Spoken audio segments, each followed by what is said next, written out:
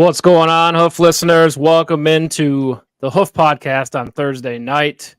Here during the off season, it's OTAs, right? I guess we call it OTAs / off season. Not a lot of news out there, right? I saw a headline the other day that Chase Claypool is the most consistent receiver in OTAs. I mean, that's you're digging deep now, right? With no pads and no, defense being played. Yes, he looks great, right? Yeah, there's too many storylines, hyped up from OTAs, but it's good to see guys on the field and working out. And obviously when it comes to things like injuries and the rookies getting out there and looking like they fit in, that's a good thing for sure. And getting up to speed. So it's certainly not irrelevant from a player standpoint, but from a fan standpoint, it's pretty irrelevant. It's mostly irrelevant, right? Yeah. I mean, and most guys out there most guys out there are, not going to be on the active roster. And the ones who are, though, are certainly getting attention. And at this point, the excitement is that anybody can make the roster. So, yeah, if those guys impress, it starts now. Yes. So, yeah. Yeah, and it's a little bit early in the process to be predicting the roster, but this is fun because Anthony's going to go through the entire roster and kind of give us his locks or not, right? We'll talk through each player, see if you lock them in as getting a roster spot, and we're going to do 53. So that's going to be challenging for you this early. Oh, yeah. To cut it down to 53 now is insane, but it's good to look at and talk about, look, no matter what happens from now until September, this guy's going to be on the roster, right? And that's where I think that's how we have to approach it, looking at the roster, right? How many open spots are there? How many could happens are there? And that's where it gets interesting for sure. Yeah, and it's going to be fun when we have your list. We're going to save it, right? Yeah. And then when they actually do the 53, compare, see how close you were. I bet you'll be way off. But it is fun. It's fun to, kind of try to predict the future a little bit. Remember when the linebacker Phillips made the active roster? Nobody in the world had that happening, and that happened a couple of years ago. Yeah, so I mean, there's always things like that could happen, but I think the important thing is what I also will do is compare that to my choice by the end of training camp or whatever when we do another prediction of I think this guy's going to make the roster, because there might be some of these undrafted guys who start to impress that could get a real shot. And we'll talk about that now. Yeah, and this is, with the special teams and the kickoff rules changing, different types of players maybe for special teams, right? That could be kind of a that's the biggest compared to last year. I think that's the biggest unknown factor, not just for the Bills, but predicting any team's roster right now. We have no idea how each team is going to approach it, right? For years, you've known, okay, certain teams are going to do this way. This guy's special teams, also a backup linebacker, whatever. Speed guys for special teams, power guys for special teams. Now it's a whole different world, right? There are teams who might take an approach of, we're going to have these 5 guys just for special teams because this is such a big play now. We're going to keep this extra wide receiver because we think we need 2 hands guys as return guys for this new kickoff rule. All those different things that we don't even know yet as fans that teams are looking into and thinking about now for their roster, including the Bills, right? Well, Sean McDermott is on the committee that decided to make that happen. So he, I think, has already been thinking about this for a long time of how can we implement and best use our 53 roster to get the guys we need to make this play in our favor when our guys are on the field. And I think some of the guys we'll talk about today that are already in the building are going to play a role there for sure. Not just typical kickoff rules. Right. Roy's starting early tonight. Do you have Jake Browning winning the punter's job? Yes. I do think that is I don't think they would have brought in 3 punters if they didn't want to make a change, right? Sam Martin, great. Yeah, he's been consistent. Sure, thank you for your service, but he's an older guy. And, I think that the holding with just Sam Martin was a problem, right? And now if the punting was good, thank you for that. But the holding was an issue for Tyler Bass, and Tyler Bass matters way more to the outcome of a game than the punter, right? So we need a punter who's a good holder and a good punter, right? Not a great punter who's an okay holder. I don't want those things. So I actually do think Browning is going to make the roster. The move when they cut Matt Hawk, when they cut him, I think that was a sign that oh, okay, this Browning guy, because he was reported to have been practicing holding with Tyler Bass, they've already approved, yes, he can do that, right? Now it's just a matter of competition with Sam Martin, the veteran, for the duties. And I do think he is going to beat out Sam Martin at this point. Okay. Bold prediction. You're trying to remove that guy from the roster. And I think the holding aspect is the thing no matter how, as long as Browning shows he's competent in the punting side as well, it seems like they're favoring the role of holder, and they're not going to keep two punters just to have one hold, right? So going to be the guy, I think. If you go back to like the Corey Borquez days, right, with the inconsistency in punting, we really haven't talked about the punter for a number of years because really Sam Martin's done a decent job exactly just being consistent, right, doing his job, getting inside the 20 when he needs to, things like that. You really haven't talked about it a lot. A couple interesting tidbits. Sam Martin, 34 now. Jake Browning out of San Diego State, also where Matt Ariza is from. Yeah.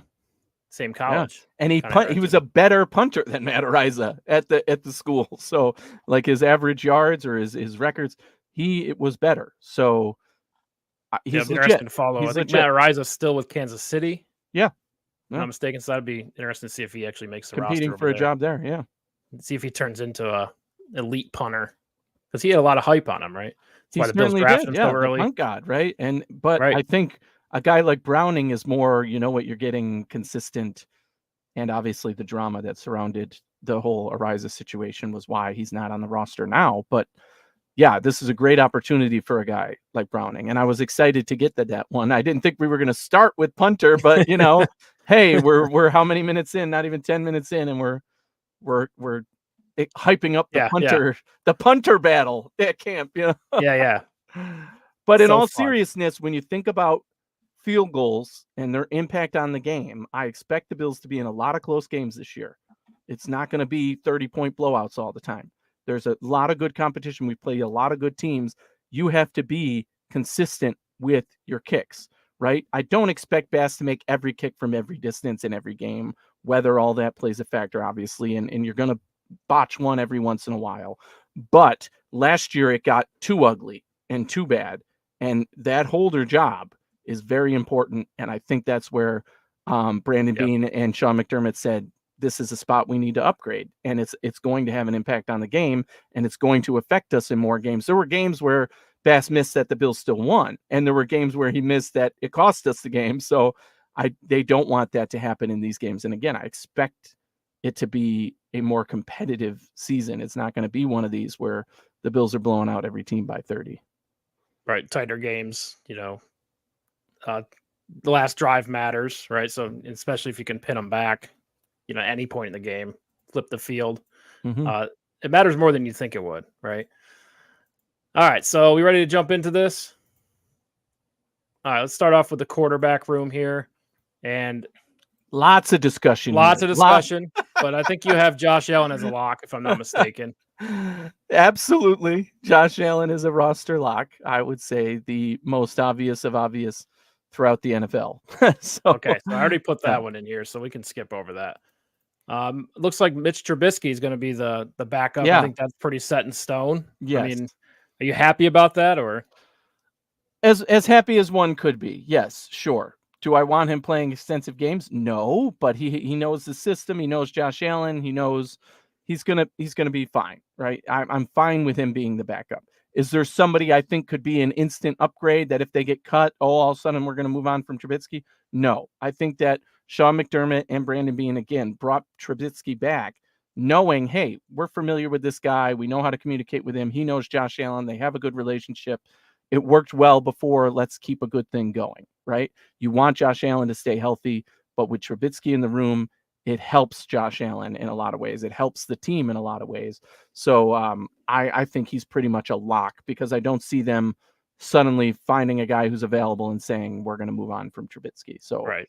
And he's really not the worst backup quarterback in the league, right? No, I really think it's his legs. I mean, I watched him in Pittsburgh, and the thing about Mitch Trubisky is he just has not gotten better since he was drafted by the Bears in 2017. He just looks like the same player, right? I mean, I just haven't seen the growth in the passing game. But he does have legs, right? It's hard to find quarterbacks that are big like him who can move, right? So I think they like that. And, he does have a big arm, and he can make an occasional play. Yeah.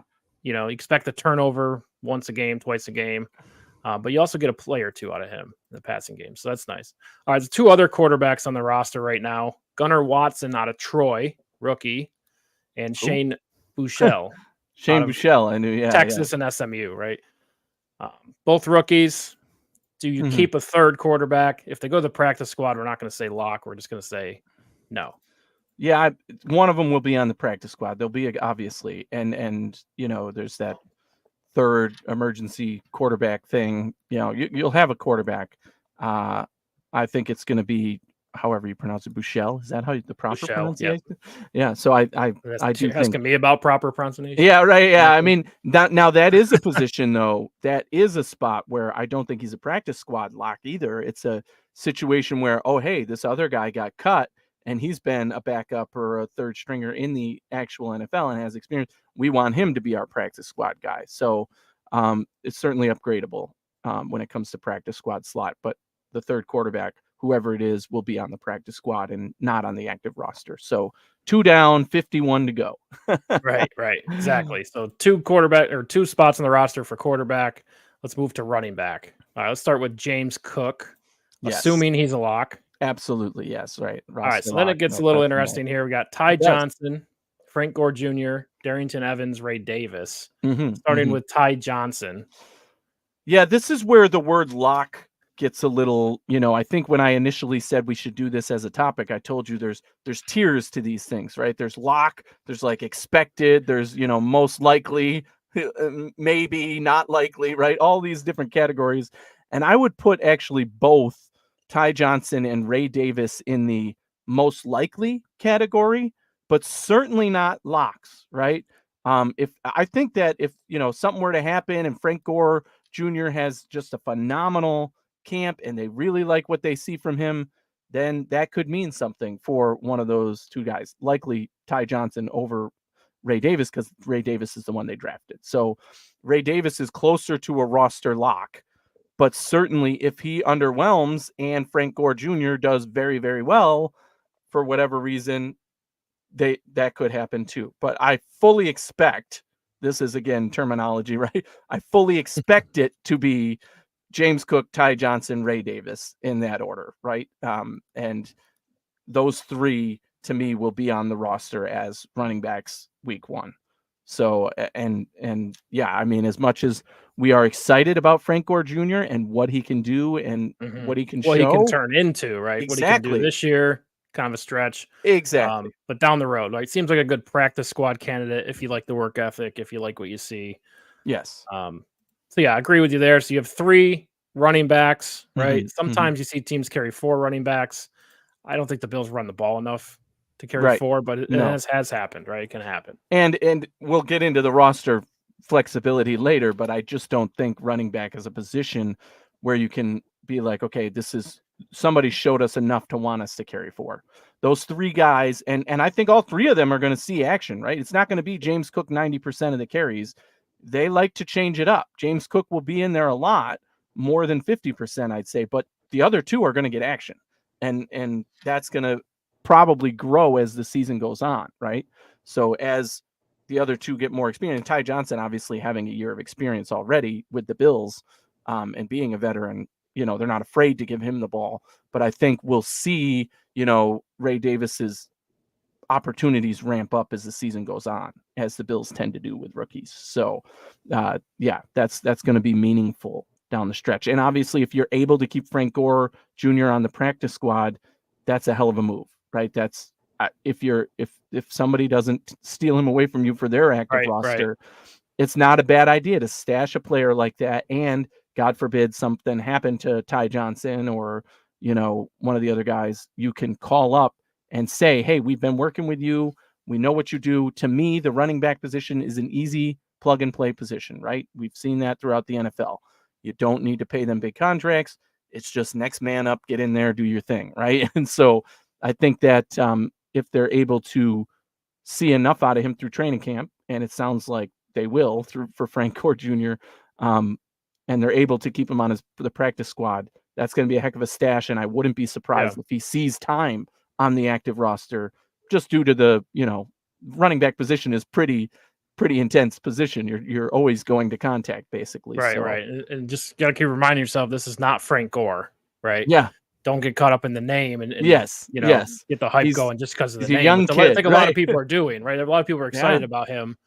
But again, Frank he's not Gore his is a father, totally different player, right? yeah. All right, let's move on to wide receiver. Right now, you have 5 locked roster spots, 48 more to go. 3 running backs, 2 quarterbacks. Yeah. There's currently 12 receivers on the roster in the 90. Marquez Valdez-Scantling, Brian Thompson, Justin Shorter, Terrell Shavers, Khalil Shakir, Curtis Samuel, Lawrence Keys, Xavier Johnson out of Ohio State, Andy Isabella, Mac Hollins, KJ Hamler, Chase Claypool. Let's start at the top here. Curtis Samuel. Yeah, 13 you named, I think. Did I name 13? Yeah, I think so. If we name 1, 2, 3, 4, 5. 13. 12. Yeah. 13, 12? Who'd we miss? I don't know. Anyway, let's go through them. Yeah. So obviously we'll start with the guys who are absolute locks in my mind.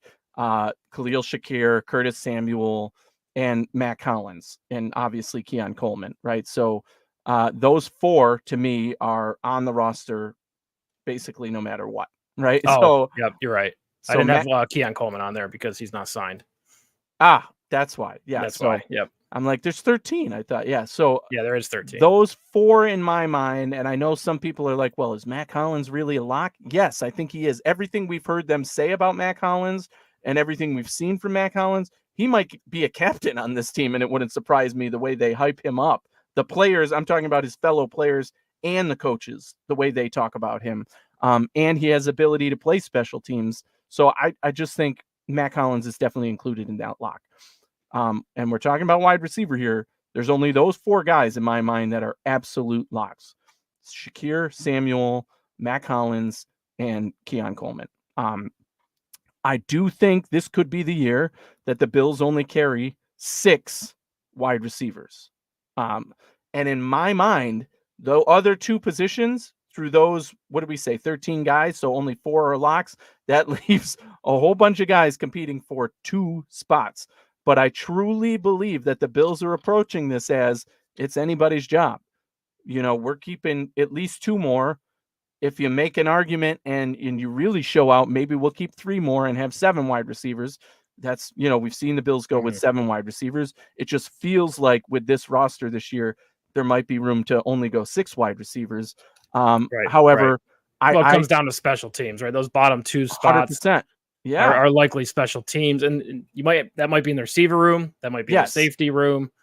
Yes, might keep an extra corner for special teams. So, really, and this is where you have to go through the names and say, okay, who's the next up on that list?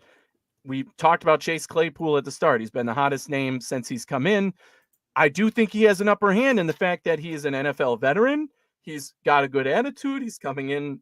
He's played special. He wants to play special teams. He's saying all the right things. He's doing all the right things. That plus being a veteran, you're already on the right track. The same thing I would say for Marquez Valdez-Scantling, right? He came in, he said, I built this great, I'm here because of Josh Allen. I met with Josh Allen and I said, this is where I have to be, and he seems to already be building that relationship with Josh Allen. How key is that, right? It doesn't matter what he does in camp. If Josh Allen says, that's my guy, the Bills are going to keep him on the roster, right? So I think that matters a lot as well. So to me, I think it's those 2 who have the inside track to be 5 and 6 in my mind, right? Even though, you can make the argument, well, maybe they'll go with somebody speedier or something else. Chase Claypool obviously done all the right things. The way they talk about him, again, seems like they're very high on him. He's a veteran.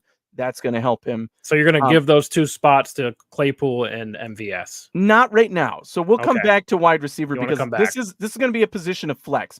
But if I'm only keeping 6 right now, those are probably my 6. I know there's a lot of hype for Justin Shorter as well, but I just see him as on the outside because he has to make up for the other 2 being veterans and knowing what you're getting. And, he will have to show out over them. Can Justin Shorter beat out MVS? Can Justin Shorter beat out what's his name? Claypool, thank you. Mhm. Yes, I do 100% believe that can happen. I will not be shocked if Shorter is on this roster and one of them is not come September. However, he's got an uphill battle. So right now, and same thing could be said about any of these guys, right? Tyrell Shavers was the Brandon Beane go-to name of this entire roster in the offseason, right? He spoke about him at every turn about how well he's working, and yeah, he works well. But that doesn't mean he's going to be on the active roster. And I still need to see a lot to believe that, right? I still believe, again, that the veterans, those guys, we know what we're getting, basically have the advantage. So right now, if we're calling it, I'm calling it 6. I'm putting MVS and Chase Claypool on there.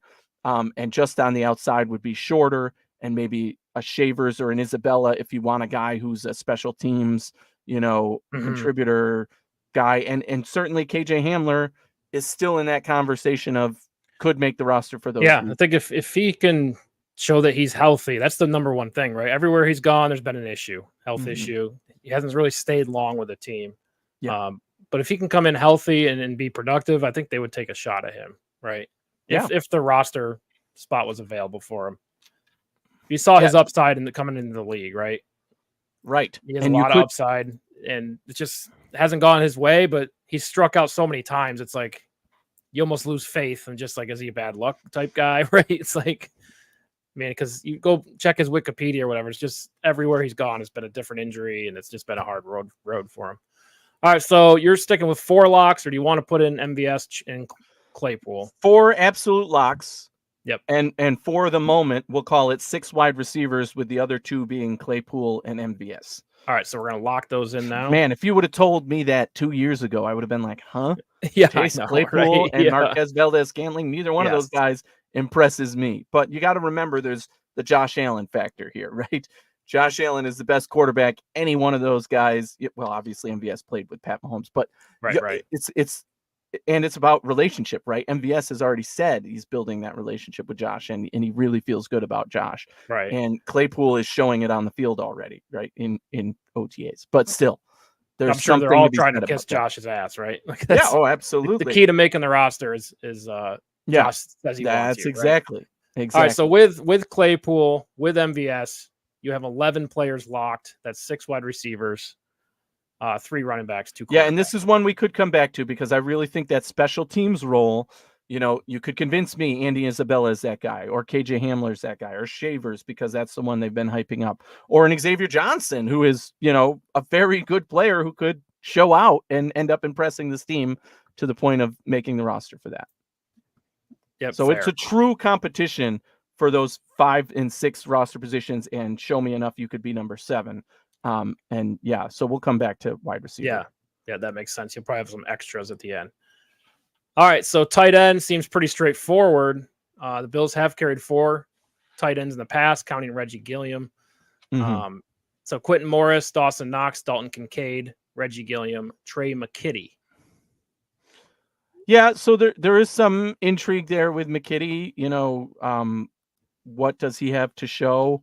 But I think he's going to end up being more of a practice squad guy in my mind, So obviously the absolute locks are Dawson Knox and Dalton Kincaid, right? We're pretty sure Morris is an absolute lock too, but again, that word absolute is the only I wouldn't put him in the same category as those guys. He is very much expected to be on the roster. We'll put it that way, right? He is that next tier in my mind. So Knox, 100% going to be on the roster. Kincaid, 100% going to be on the roster. Morris, to me, is that next tier of most likely going to be on the roster. Yeah.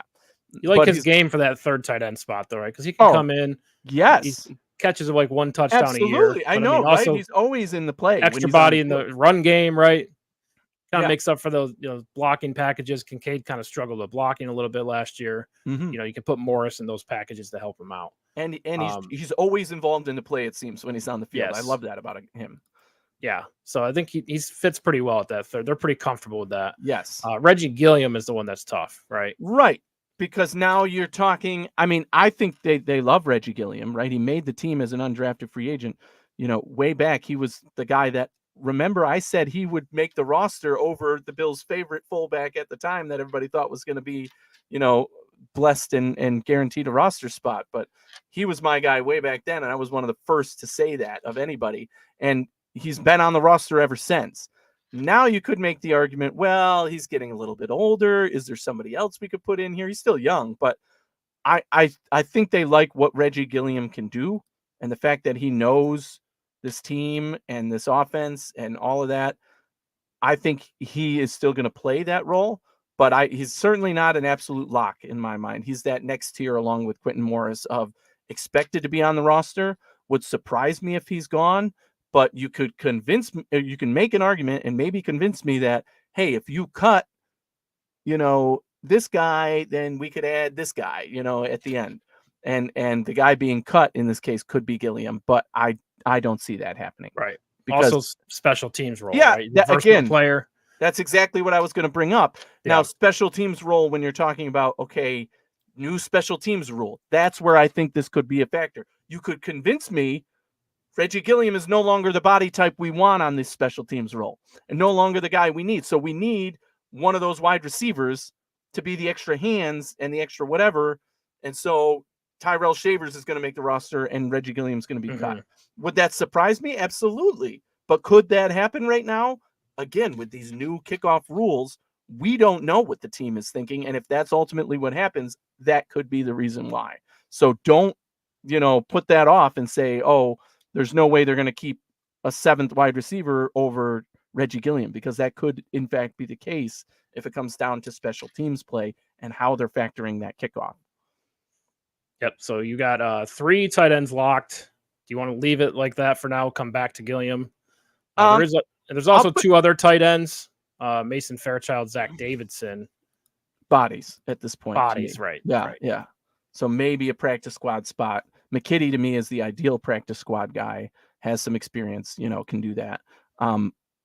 Yeah, so I would say 3. I would keep Gilliam in my 4, though. To me, he's on my roster. Lock in Gilliam, okay. Yes, because I would put him on my 53-man roster today. Again, the only thing I don't know that the team knows is if they're thinking it's time to move on from a guy like that making special teams contributions. But I still think his value to the offense and special teams matters, at least in my mind right now. All right, so you're currently at 15 locked players, 38 spots remaining on the roster. All right, moving on to O-line. This is the conversation now. Yeah.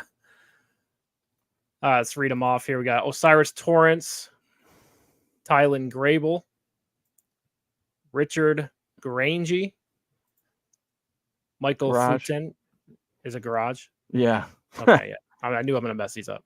Michael Furtney, Keaton Bills, Alec Anderson, Lael Collins, Travis Clayton, Ryan Van Denmark, Spencer Brown, Deion Dawkins, Gunnar Britton, Connor McGovern, Kevin Jarvis, David Edwards, Will Clapp. And that rounds them out. That's a lot of good bodies at offensive line, right? Look, we all know the cliches.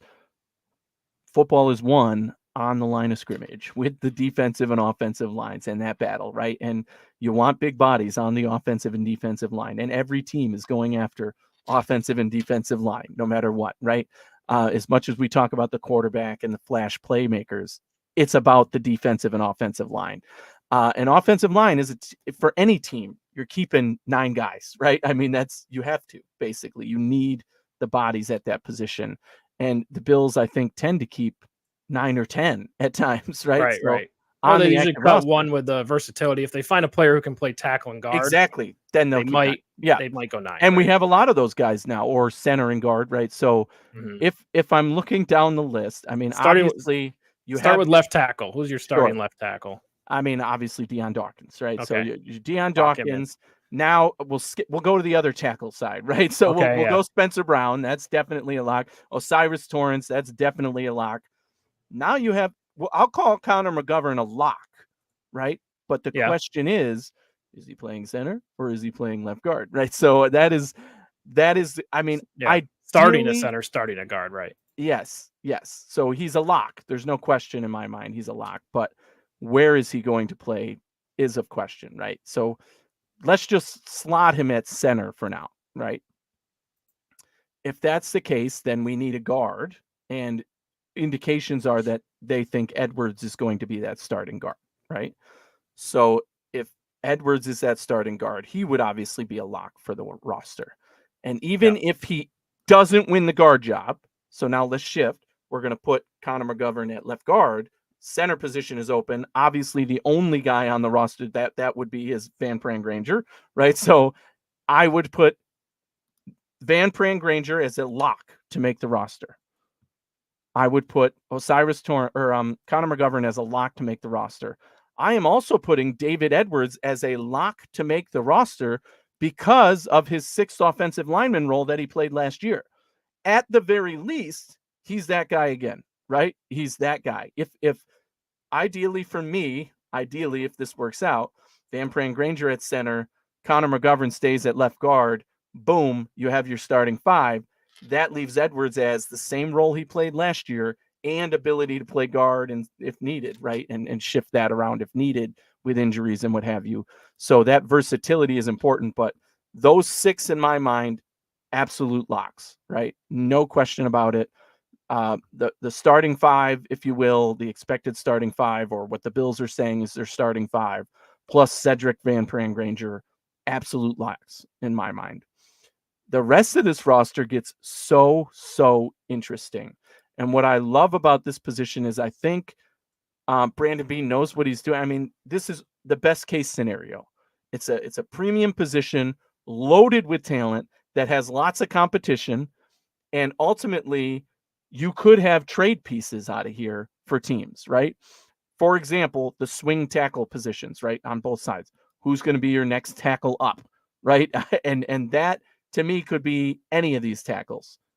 If you're talking about, we know they're very high on guys like Ryan Vandermark and Alec Anderson, right? Those certainly are guys we've heard about since last year and their growth and all that.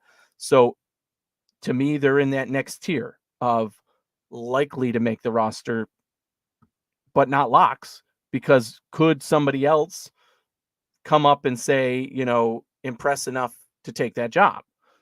Maybe, right? And then, right. So if that's how many am I at now? 6. So that left 7 and 8. Yep, 6. No, I was at 6 with Cedric Van Pran-Granger and let's go through it again. And Edwards, right? So I got you at Torrance. Yep, Torrance, Spencer Brown, Deion Dawkins, Connor McGovern, David Edwards, Stan Van Granger. Yes. So I will also put in there Anderson and Vandermark, because I think those two have it, at least right now. They're not locks. They're not locks, but they have the upper hand in terms of experience in the system, know what this team is like, know what the coaches expect, all that good stuff. And they will make the active roster in my mind. So that puts you at 8. Oh my God. So I only have one more. Yep. And we probably need another guard, right? That's what it feels like, at least. Even with Edwards as the rotational guard and McGovern as the optional guard, if Van Pran-Granger is the center, you have a guy like Will Clapp, who, you can make an argument as he's a veteran center, and maybe that would be important. But I think he becomes one of those trade pieces if you keep McGovern and Van Pran-Granger as expected.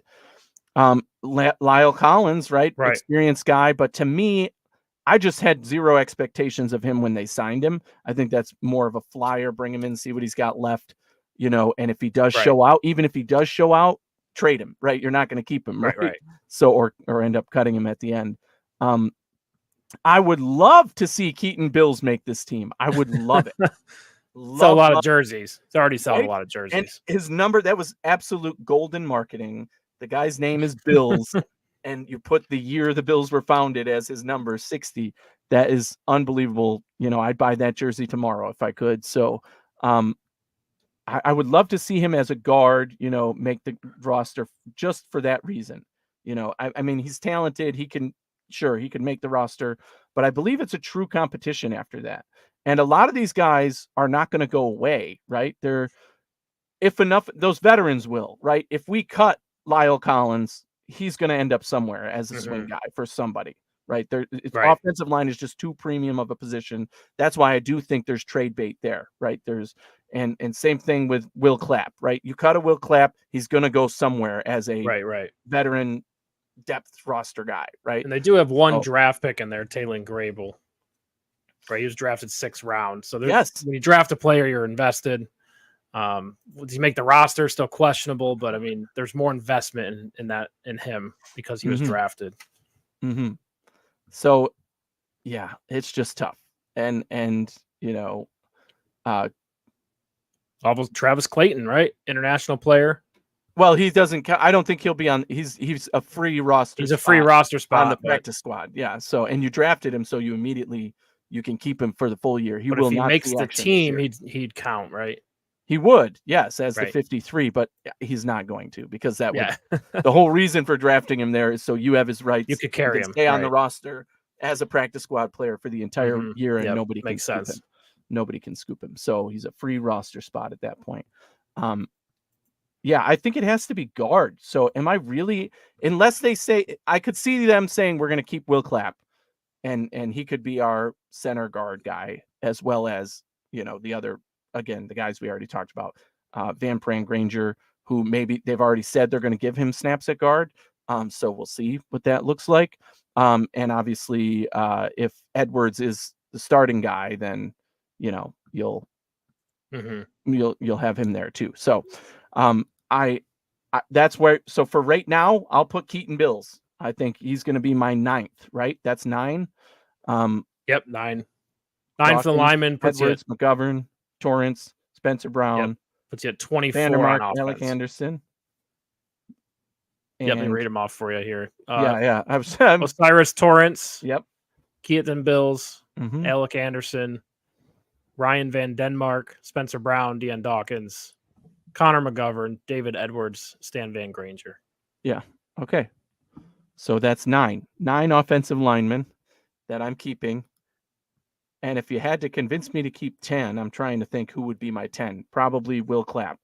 3 centers. Well, 2 centers, technically. I mean, right. Connor McGovern, call him what you want. Right, exactly. And same with Van Granger if they're saying he's going to be a guard. So there's wiggle room there as well. But of those guys, 9 are locked in, and the 10 for me in my scenario would be Will Clapp if we add one. So let's call it 9 now, and we're going to come back, just like I said about wide receiver, to see if we have room for which guy we want to add in the end. So how many roster spots are we at total? You have 24 on offense and 29 spots available. Okay. So on track here. All right, switch it over to the defense. Let's see. Defensive line, Greg Rousseau, Devin Phillips, Ed Oliver, AJ Epinesa, David, got to help me with this one, Ugo Wobu. Out of Houston. Yes, that guy. Yeah, Javon Solomon. Undrafted free agent. That's who he is. Dwayne Smoot, Nelson Paul, Kingsley Jonathan, Rondell Boythroyd, Deshaun Williams, defensive tackle, Gabriel Stevenson, popular name lately, Daquan Jones, Austin Johnson. So many. Branson Dean, Deen, Cameron Klein, and Dwayne Carter. Look, Eli Ancool. We just talked about it. So they got Casey Toohill as a linebacker on here. I'm not sure if he plays a 3-4 linebacker, but he could play defensive end, right? Yeah, I mean, I would have him on the line, on the defensive end line. I'll throw him in. He's not a Bills linebacker. Let's put it that way, right? He might have been a linebacker, but not 3-4 defensive end, right? Yes, yeah. Just make sure there's more of those. But yeah. Well, I think there's a ton of guys here. Yeah, they got Von Miller as a linebacker as well. He's a defensive. This is a position, defensive line, when you're talking about this is where games are won, right? So You want to have depth. You want to have a lot of guys, and we know the Bills rotate everybody, right? When it comes to defensive line, you obviously Ed Oliver's going to have probably the most snaps of those guys, and as we would expect from him. So absolute locks on this roster: Greg Rousseau, Ed Oliver, Daquan Jones, Von Miller, AJ Epinesa. Am I missing anybody who's an absolute lock? I think those five. Rousseau, Javon Solomon to me. So again, lock, rookie. I think he'll be there. He's gonna be on the roster. But we'll start with those first five: Rousseau, Oliver, Von Miller, Daquan Jones, AJ Epinesa. No matter what happens, those five are on the roster, right? Mm-hmm. Dwayne Carter. Yeah, again, draft pick. So we'll get to me. Those guys are in the next tier. Very expected to be on the roster. Absolutely, Dwayne Carter expected to be on the roster, right? They love what they saw in him. He's a 3rd round pick. He's going to be on the roster in my mind, but he's not an absolute lock. I'm going to put him on the roster, Dwayne Carter, as well as Javon Solomon. It's reasonable. I'm putting Smoot and Solomon. Smoot's contract actually tells me when they signed him, he's definitely going to be on the roster. So he's as close to a lock as those other guys, right? He's certainly the top of the next tier. So Smoot, Dwayne Carter, and Javon Solomon on the roster in my mind. So that leaves how many did so? All right, let's start with five. Let's do defensive ends, right? You got Rousseau, Epinesa, Smoot, Solomon, and Miller, and Von Miller. And then interior defensive line, Ed Oliver, Daquan Jones, and Dwayne Carter. Carter. So we need at least one more guy on the interior. Man, who's that body going to be? Because I mean, Gable Stevenson. No. Gable Stevenson, yes, the guy who has never played a snap or doesn't even know what a football looks like. But yeah, not like Leo though. Probably Austin Johnson. Could be, yes. Experienced Okay, veteran, bring in a veteran, exactly. Yeah, I like that. I think Johnson. Yeah, I forgot about him. Austin Johnson is a guy that I would put in that next tier of, expected could make the roster, lower than the guys I just listed, but certainly could be that 4th interior guy. We only have 4 interior guys right now. That's which crazy. Is pretty standard. That's right. Standard, right? Ed Oliver. I mean, they've carried Jones, 5. Dwayne Carter, Austin Johnson. And you don't have Casey Toohill locked yet. I'm not sure if you want to lock him up. So Toohill is an interesting one to me. I don't think he's a lock. But certainly, Are we at 10 right now? Right now, you're at 9. Got you at 9. Ooh. So I think Toohill would be my next guy to keep. And there's other guys I like. I mean, we didn't even talk about Kingsley Jonathan either, right? A guy who's been on this roster and they clearly like. So, dang. Those 2 are going to be high on my next up list, basically, right? Kingsley Jonathan and Toohill, very likely to make the roster, but at this point we'll leave them off. So I'm at 9, or am I at 10? 9. 9 defensive linemen, likely to be 10. So we'll call it 9 now. And I'm keeping in mind the 2 that I want to make the roster, but need to make space for. So 9. Okay. Settle there. We'll come back. So that puts you at 33 lock spots, 20 remaining. Whew, getting slim. Yep, headed into linebackers. Linebacker, a position that was our least depth of last year, obviously with the injuries we all had and, pulling guys off the street to play in the playoffs. But now is actually one of our strongest depth positions coming into training camp as okay, which of these guys isn't going to make the roster in my mind? So, yeah, we can go through them, obviously. Matt Milano, Terrell Bernard. Yep. Matt Milano, Deion Jones, Terrell Bernard, Taylor Matakevich. Is he on the roster? No, he's not. He's gone. He's gone. One line that one. Dorian Williams, the rookie, Ulofoshio. Thank you. Balin Balin Spector, Shane Simon, Nicholas Morrow, Joe Anderson, and Colby Fuqua. Oh, I don't even know that name. But so there's so many. State. I think, again, the depth here is really good. Let's call it what it is. Matt Milano, Terrell Bernard, absolute locks to make this roster. No question about it, right? Beyond that, you have arguments, right? I don't know who your next man up is, right? Dorian Williams, a guy who we liked what we saw out of him and is growing, but does that mean he's a lock? No, because all of these other guys are going to be competing. You drafted Adefwan Ulofoshio later round, so could he not make the roster? I could see that happening, but to me, they want him on this roster. So I would put him in that next tier. The only two that are locks for me are Matt Milano and Terrell Bernard. The next two in my mind, but it's really hard to not include Deion Jones either. Well, how many linebackers do they carry typically?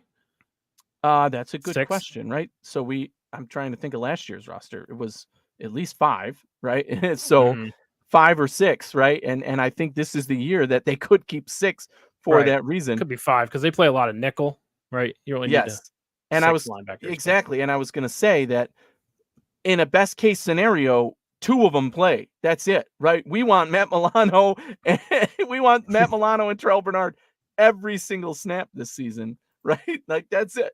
100% of snaps, Matt Milano. 100% of snaps, Terrell Bernard, please. Right? It's not going to happen, obviously, but that is ideal. And then thinking about, I didn't even mention Nicholas Moreau.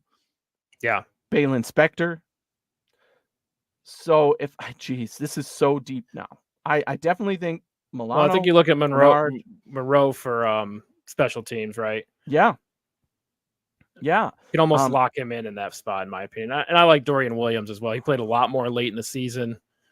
Stop thinking so much, right? I think they're gonna like the jump he makes from year 1 to 2. The guy's got a lot of physical traits, right? So then the X factor for me at this position seems to be coming down to Deion Jones. He's a veteran. They've been highly praising him and saying, okay, what he can do, is that just talk? And then they're going to cut him in favor of a Dorian Williams or a Nicholas Moreau. Maybe that could be the case, because I definitely think Adefwan Ulofoshio is somebody they want to make the active roster. I don't know that he's somebody who can make it through waivers to the practice squad, right? Maybe. Yeah, 5th round pick, yeah. So he's right on that border of, if he shows enough, somebody's going to grab him, right? So, dang, this is hard. Milano, Bernard, Dorian Williams. I really want to keep Deion Jones, honestly. And you made the case for Nicholas Moreau. I think, man. And I feel like Deion Jones, I really haven't followed him the past few years, but there was a time where he was a good starting linebacker, right? What is he today? 2 really elite years, but does he have that? Is he going to bring that back? That's why I'm thinking he could be that X factor guy. Well, it comes down to Matt Milano's injury too, right? Is he going to be back 100%? Is he going to be the same guy? Deion Jones feels like an insurance policy. Exactly. For that, right? Exactly. So, I'm going to go with Milano, Bernard, Dorian Williams, Nicholas Moreau, because like you said, the special teams factor is there. That's somebody they're going to be high on coming in. They brought him in for a reason. And part of that was this guy's played starting snaps and can do special teams, right? So you want somebody like that on your roster. That's 4 already. Now it comes down to, I got you 5. Milano, Bernard, Williams, and Moreau, I said so far. Okay, you haven't done Ulofoshio. Yeah, I think. Ulofoshio. Man, that's hard. Okay, so we have 4 that are locked. 4. But I have to keep a 5th. And right now I'm going to call that Deion Jones. Okay. And I might want a 6th because I really want Eddie Ulofoshio on the roster. So. All right, so we got 5. 5 right now. Yep, Matt Milano, Deion Jones, Dorian Williams, Nicholas Moreau, and Terrell Bernard. So that puts you at 38 spots, 15 remaining headed into the secondary. All right. Let's see what I put up first. Cornerback. The whole cornerback and safety together. Oh, you're doing them all. No, We can do cornerback separately. first. Yeah. Because this is going to be too much. First. Yeah. All right, Kenny Lovely, Sheridan Jones, Taron Johnson, Jamarcus Ingram, Daquan Hardy, Kyer Elam, Rasul Douglas, D. Delaney, Takori Couch, Travis Blackshear. Okay, so obviously Christian Jamarcus Benford. Ingram. Did you say Ingram? Benford? Yep, I said Ingram. Okay, missing and Christian Benford, Benford. obviously. Yep, Well, the most important one. Yeah, so Christian Benford, without a doubt, CB1, right? So Rasul Douglas, right there as well, guaranteed to make the roster. Taron Johnson, the most experienced guy on this defense, absolute lock. So much so that we overlook his position, right? But he is an absolute lock and needs to be on the team. Kyer Elam, he is expected to be that fourth, whatever you want to call him. CB3 is what I would call him. Taron Johnson is a field of his own. Right. But outside cornerbacks, CB3 is Kyer Elam, right? So I would put those four as locks to make the roster at this point in time.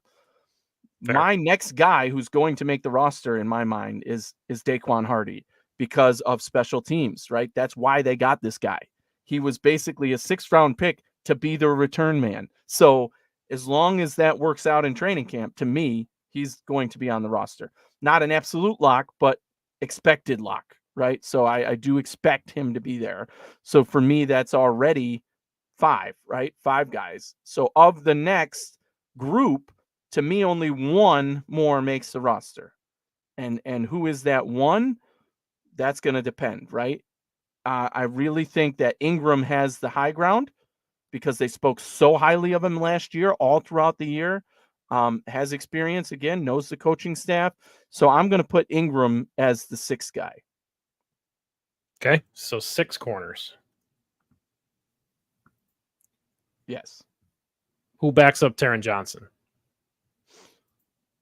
Well, we didn't say Cam Lewis, but is he in the safety conversation or no? Because he's that hybrid guy, right? Yeah, let's add Cam Lewis. Nope, I got him here at safety, at defensive back. It says. Okay, yeah, right. He plays both. Yeah, so he's in. Keep him in mind as well as a roster spot. Yes, and this is the point where you're like, wait a minute, the Bills are going to keep 6, 7, whatever you want to call it, cornerbacks. Yes, because of that special teams role, right? This is the first place where I'm saying Daquan Hardy is on this roster for a very specific reason. And he's going to get run at cornerback and going to get practice there. I don't think he'll see the field as a cornerback, but he'll be an immediate impact starter as a return man. So I do think that'll be an important factor there. Okay. So and now 7 spots. Let me just check in here. You got 45 on the roster. You have 8 spots remaining to get to 53. Yep. Okay. Plenty of space. All right. So you want to move into safety and then we'll revisit? Yes. Let's go to safety. So now I have 6 cornerbacks. I'm looping Cam Lewis into the safety category, right? Okay. So I included Daquan Hardy and Jamarcus Ingram. To me, if we have to make a change right now, Jamarcus Ingram is my last guy to make the roster right now of the guys I've already mentioned, but he's there. So Ingram in. Yep, Ingram in. Put you 7. Okay, so safeties, Kendall Williamson, Taylor Rapp, Mike Edwards, Cole Bishop, Walcott, Cam Lewis, we mentioned Damar Hamlin, Kyron Brown. Oh, and they did have Benford, but Benford was listed as safety. I already put him in. Why would they list that list is wrong? That's He's a cornerback. Yeah. So obviously here, a few guys. Rapp is the expected starter. See, here's the thing with safety. This to me, there is no lock. 0. Absolute lock on this. Maybe Cole Bishop. Cole Bishop, you're right. He will be an active player on game day, but that doesn't mean he's going to be the starter, right? So Cole Bishop will be on this team. No question about that. But everything else is wide open. You could tell me Taylor Rapp doesn't make the Bills opening day roster, and I would not be surprised, right? So that is not a complete shock. However, that being said, I do think the next guy I would list is Taylor Rapp.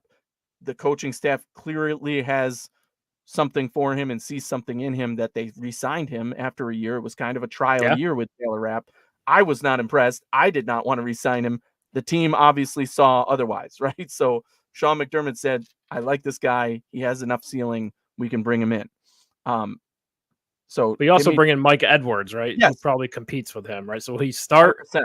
He might have the same role he did last year. Edwards, Edwards is a veteran. He's hybrid. He can play both positions. Exactly. He can play both positions. But to me, does Cole Bishop start week 1 is a question here, right?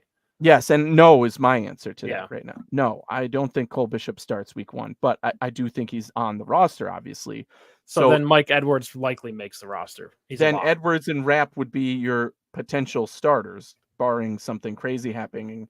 And the other person we have to have in this conversation that I've seen, well, initially I thought too much dismissive energy around was DeMar Hamlin, right? And initially everybody's like, oh, there's no way he makes this roster anymore because the Bills drafted Cole Bishop. And I kind of raised an eyebrow at that and said, do you guys not remember 2 years ago before he had the injury? The guy came in and was starting every snap. Because our guys got injured, he had to come in and be the guy, and he was pretty darn good when he was there. He wasn't amazing, but he was young and learning on the job and doing very well, right? So he filled in well. And I think the coaching staff still sees that in him. And if he's 1 year more recovered from everything that happened with him, and he's able to be 100%, on football and all of that, he's a good player. And if he can get back to that, I believe he's the next man up, right? So that to me would be Rapp, Edwards, Bishop, and Hamlin, right? And now you have the Cam Lewis discussion, right? And just don't give DeMar Hamlin the ball, right? Yeah, right. Don't hand the ball to him. Don't hand the ball off. I like what you said. I mean, I think DeMar Hamlin on special teams, right, is where he's going to live, and especially with the changes to the kickoff, which we're going to talk about this entire offseason, bigger bodies, right? And DeMar Hamlin having the frame of a safety, being 6 foot, 200 pounds. I mean, that's kind of what you're going to be looking for in the special teams, in my eyes. I mean, it really remains to be seen. And now, obviously, he was one of the darlings of OTAs as well. Again, darlings of OTAs. He's looked good on the field. He's made a few plays.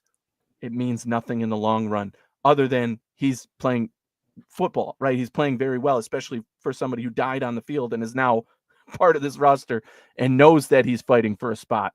It's good to see him out there doing what he can do, right? Living up to his capability. So to me, that's not a surprise. To everybody else is like, oh, look at DeMar Hamlin. I'm like, yeah, look at DeMar Hamlin. That's who he is. The same guy we've seen for 2 years, right? So I'm happy for Hamlin. I do think he makes this roster still.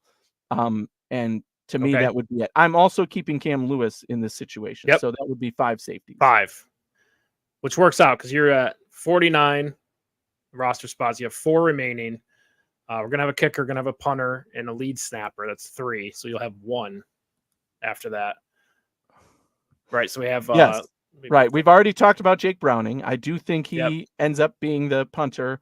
So we lock in Martin. Tyler Bass real quick for you. And then Reed Ferguson, unless everyone wants to run him out of town. No, come on. He's paid too much. You can't cut him. Okay. All right. Even if you wanted to, you couldn't at this point. So then we started with the punter battle. We're going to end here on the punter battle. And then you'll have 1 roster spot left. Yeah. And obviously Reed Ferguson is the long snapper. We're no conversation. Right. Leader on this team will be there. So Bass, Browning, and Reed Ferguson are my special teams players. And so then, with Browning. Interesting. So now, again, all of this, and we have 1 roster spot that we have either a 7th wide receiver, a 6th. How many did I initially keep? 6th edge player. My God. So this tells me, remember, receiver, you're currently at 6. MVS, Khalil Shakir, Curtis Samuel, Mac Hollins, Chase Claypool, Keon Coleman. A lot of big bodies in there. Yeah. So you got to look who's doing kick returns. You can start there. Well, I think that's going to be Daquan Hardy as the primary guy. Punt and kick returns? That's a good question. Yeah, to a rookie? Again, he's got to show it, but I already put him on the roster for that reason. So I think Khalil Shakir did some punt returns, right? Yeah, he did. Yep. But I don't know that he's got a much bigger role in the offense now. So I don't think they're going to risk him returning kicks. Isabella, right, kind of came in and out of that role. That is somebody who could, but he's not somebody I'm in love with. So on my roster, I want a reason to keep Andy Isabella off the roster rather than put Andy Isabella on the roster for me, right? That's where I'm at with him. So I don't want to keep the argument for another wide receiver is that special teams role.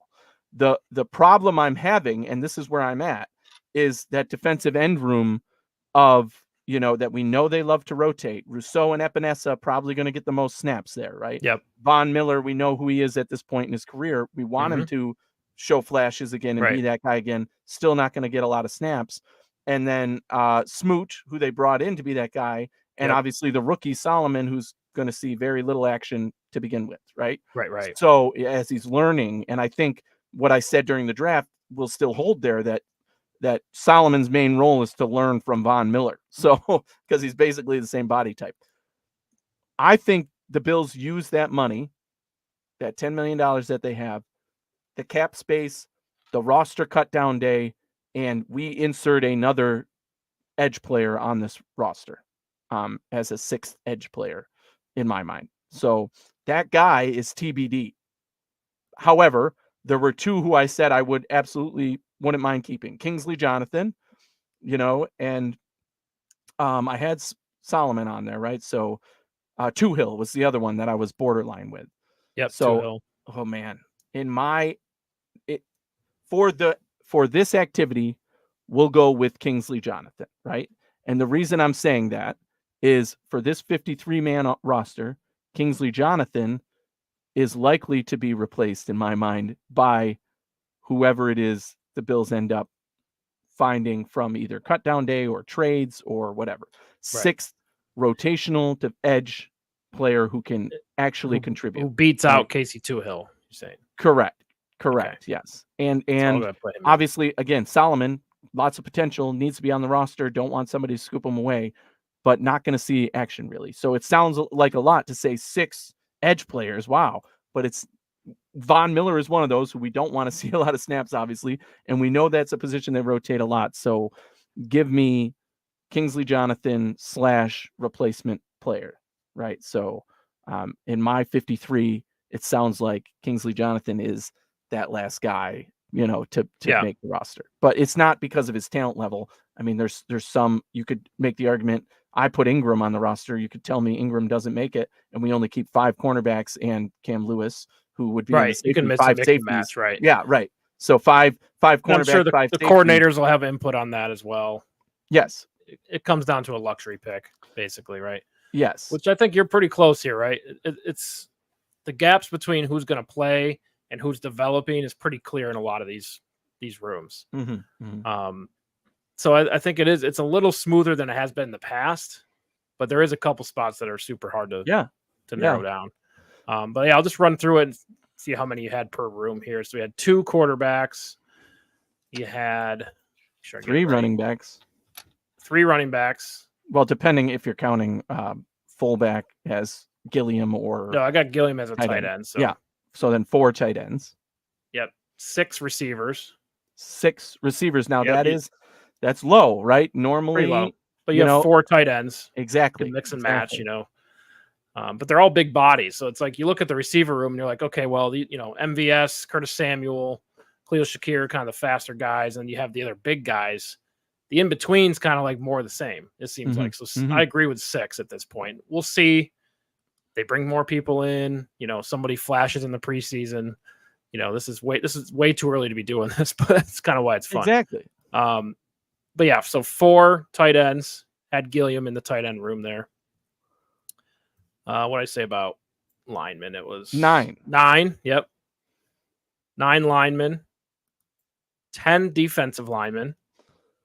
10. That's a lot, but remember, I'm taking into account the use and the youth on there that we're not going to see those guys getting a lot of snaps, so there's going to be more veteran presence there, and I think that's where the wiggle room is.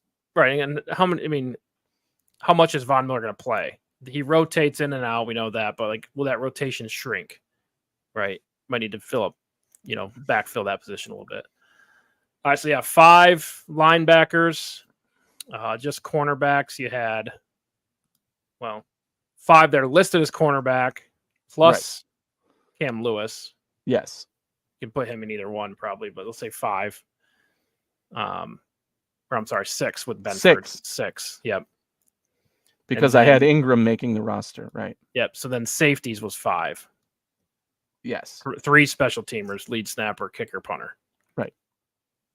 So again, could you convince me that they go one less cornerback and keep one extra wide receiver? Sure. But you're going to have to convince me, because the value of an Ingram, remember that Elam is CB3 and there's still a lot of questions there, and maybe Ingram flashes. We know they're high on him already, which is why I have him on my 53. But cut one of those guys and give me, whatever, Xavier Johnson, or pick your favorite, KJ Hamler. More likely to be different position or different type than those bigger body guys who I have us keeping them all. Right.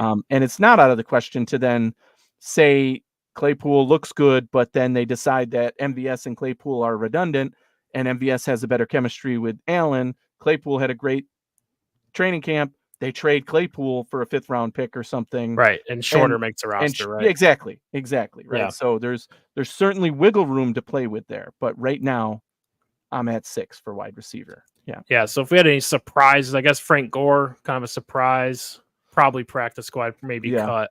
Mm-hmm. Justin Shorter didn't make your lock. Again, would be surprising. They drafted him high. He's a big body guy.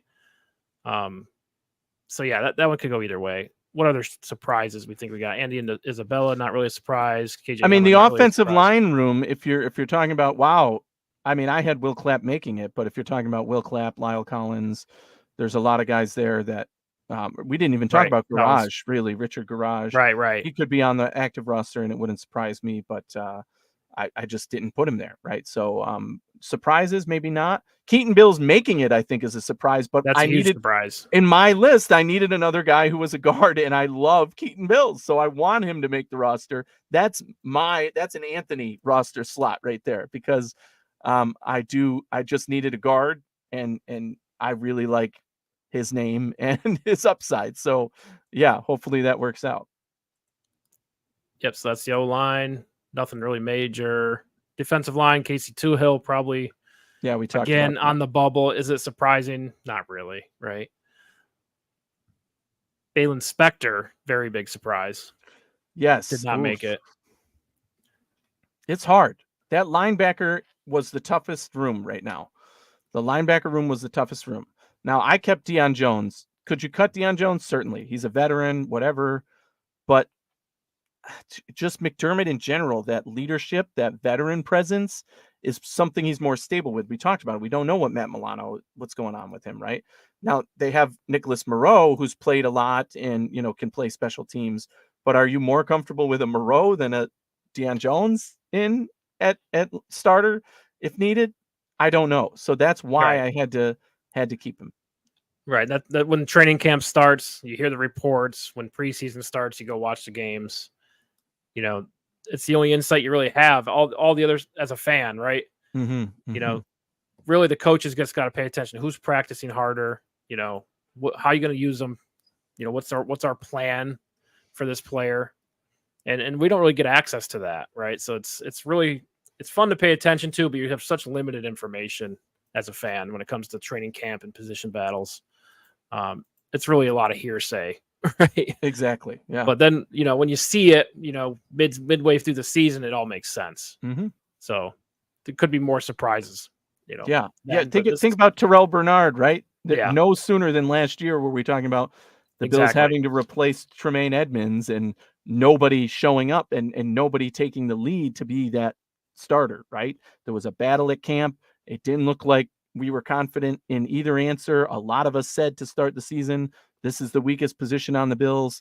And Terrell Bernard was that dude and is that dude coming into the season. No questions asked, right? So yeah, he showed out. So although we didn't expect it, that happened. And that was not as contentious as we thought it was going to be. And just like you said, that's the same thing is going to happen at some of these positions. It's going to be week 4 and we're going to be like, oh yeah, we always had him making the roster and being that guy and getting these snaps. But really it starts now, and it's that picture is yet to be determined. Roy coming in again. Wasn't Keaton Bills a left guard in college? Who's your backup for right guard?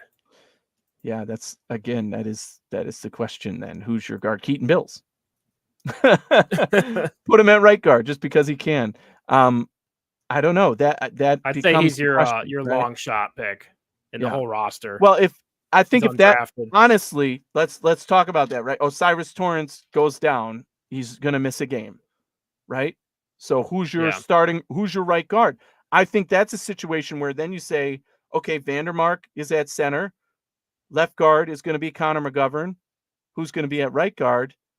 Well, you could put Edwards there, but is he really a right guard? Who knows? You could put Edwards at left guard. You could put Keaton, or you could put McGovern at right guard. Who knows?